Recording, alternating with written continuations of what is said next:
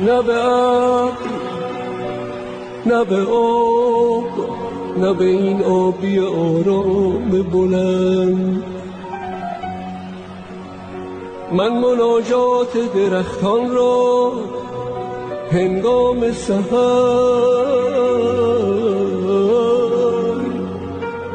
نفس پاک شقایق را در دامن کوه، رقص عطر گل یخ را با برد.